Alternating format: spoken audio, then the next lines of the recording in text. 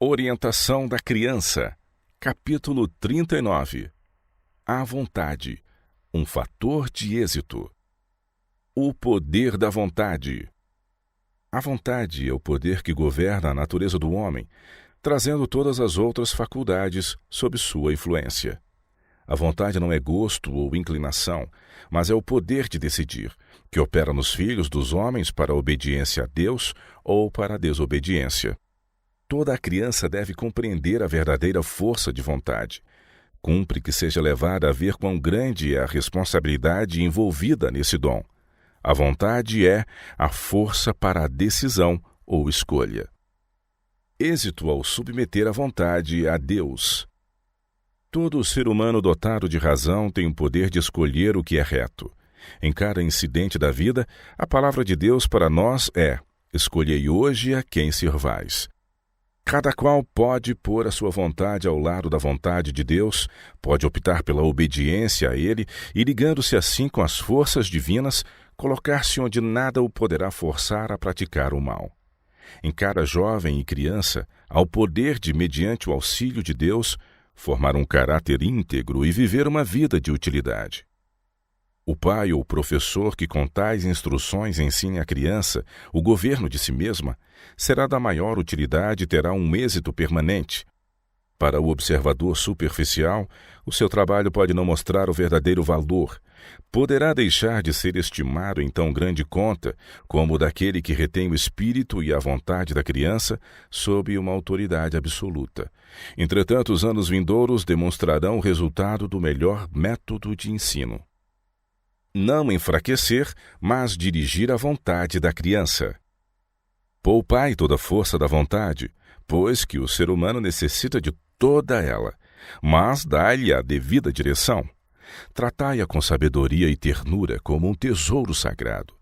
Não a despedaceis, antes, mediante preceito e verdadeiro exemplo, moldai-a sabiamente até que a criança chegue aos anos em que será responsável por si mesma. Cedo as crianças devem ser ensinadas a submeter sua vontade e inclinação à vontade e à autoridade dos pais. Quando estes ensinam aos filhos essa lição, estão nos educando a se submeterem à vontade de Deus e obedecerem aos seus reclamos e preparando-os para serem membros da família de Cristo. Guiados, não esmagados.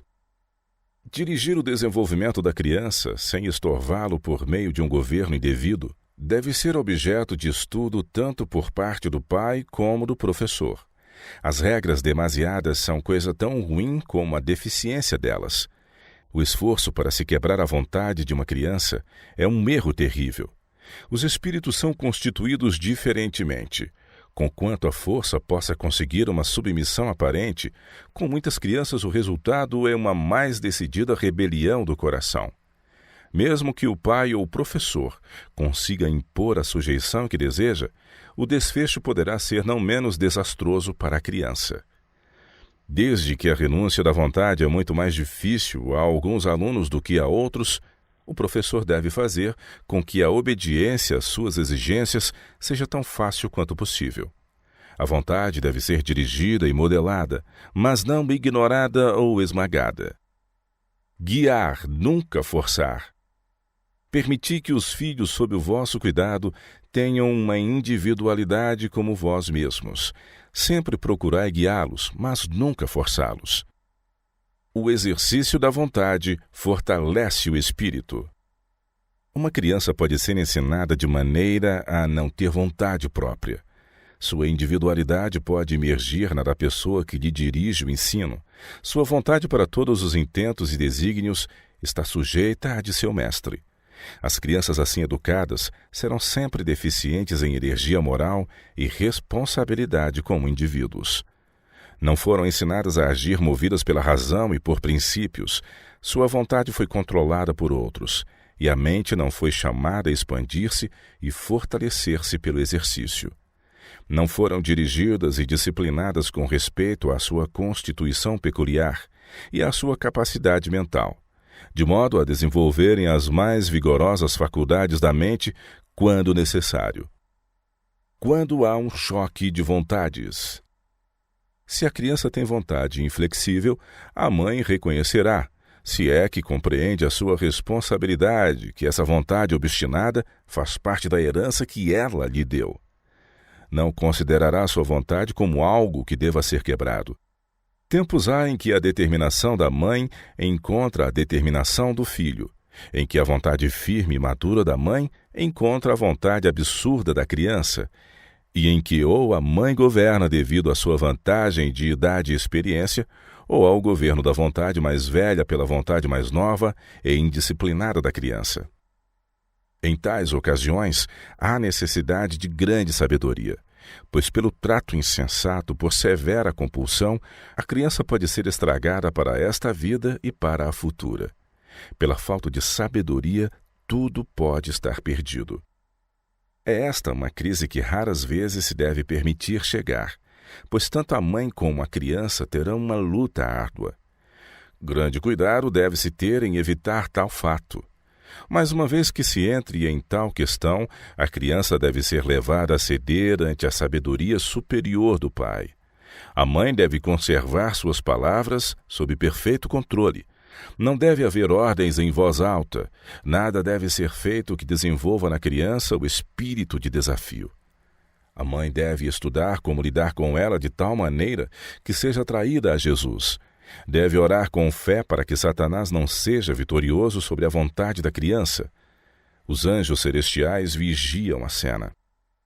A mãe deve reconhecer que Deus é seu ajudador, que o amor é o seu êxito, seu poder. Se for sábia cristã, não tentará forçar a criança à submissão. Orará, e ao orar terá consciência de uma renovação da vida espiritual em si mesma. E verá ao mesmo tempo que o poder que está operando nela opera também no filho. E a criança, em vez de ser compelida, é guiada e se torna mais dócil, e ganha a batalha. Todo o pensamento bondoso, toda a ação paciente, toda a palavra de sábia restrição são como maçãs de ouro em salvas de prata. A mãe alcançou uma vitória tão preciosa que a linguagem não pode exprimir. Alcançou renovada luz e crescente experiência. A luz verdadeira que alumia todo homem que vem ao mundo submeteu-lhe à vontade. A paz depois da tempestade, como o brilho do sol depois da chuva. Os pais devem manter sentimentos juvenis.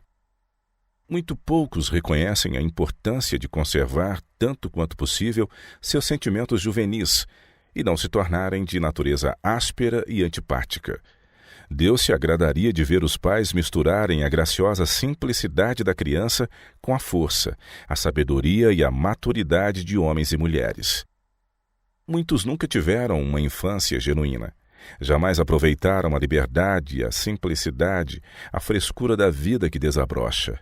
Eram repreendidos e repelidos, reprovados e espancados, até que a inocência e a franqueza confiante da criança foi trocada pelo medo, pela inveja, pelo ciúme e pela falsidade. Tais pessoas raramente têm as características que tornarão feliz a infância de seus queridos. Um grande erro. Grande erro é cometido quando as rédeas do domínio são colocadas nas mãos da criança e lhe é permitido ter o governo e domínio do lar. E isso dá indevida direção a esta coisa maravilhosa, o poder da vontade. Mas isso tem sido e continuará a ser feito porque os pais e mães estão cegos no discernimento e no cálculo. Uma mãe que capitulou ante o filho que chorava. Vosso filho precisa que a mão da sabedoria o guie corretamente. Tem-lhe sido permitido chorar pelo que quer, até que isso para ele se tornasse um hábito. É-lhe permitido chorar pelo pai. Frequentes vezes em sua presença foi dito a outros como chora pelo pai, a ponto de ele fazer disso um motivo para chorar. Tivesse eu vosso filho, e em 3 semanas ele estaria transformado. Eu lhe faria compreender que minha palavra era lei, e bondosa, mas firmemente levaria a cabo meu propósito. Não submeteria minha vontade à vontade da criança. Tendes um trabalho a fazer aqui, e muito tendes perdido por não executá-lo antes. A vida infeliz da criança estragada. Toda criança que não é disciplinada cuidadosamente e com oração Será infeliz nesse tempo de prova e formará tão desagradáveis traços de caráter que o Senhor não a poderá unir à sua família no céu. Durante toda a vida da criança estragada, há um fardo muito grande a ser levado. Nas provas, nos desapontamentos, nas tentações, ela seguirá a sua vontade indisciplinada e mal dirigida. As crianças a quem se permite seguir seu próprio rumo não são felizes. O coração não domado não tem em si os elementos de descanso e contentamento. O espírito e o coração devem ser disciplinados e postos sob a devida restrição, a fim de que o caráter se harmonize com as sábias leis que governam nosso ser. Inquietação e descontentamento são os frutos da condescendência e do egoísmo. A base de muitas provas.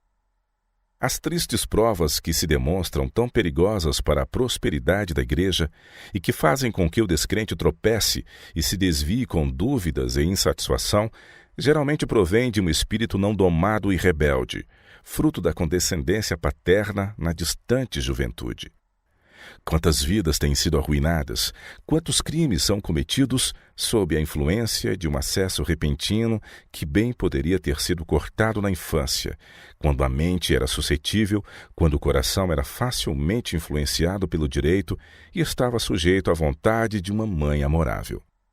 O preparo deficiente da criança é o fundamento de uma vasta soma de miséria moral.